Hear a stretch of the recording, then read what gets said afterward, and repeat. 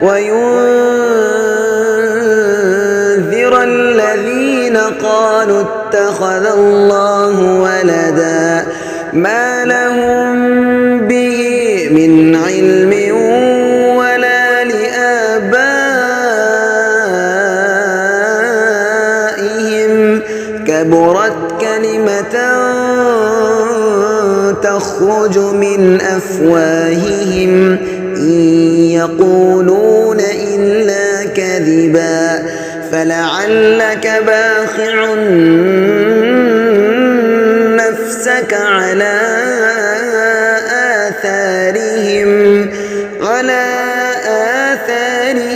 إن لم يؤمنوا بهذا الحديث أسفا إنا جعلنا ما على الأرض زينة لها لنبلوهم أيهم أحسن عملا.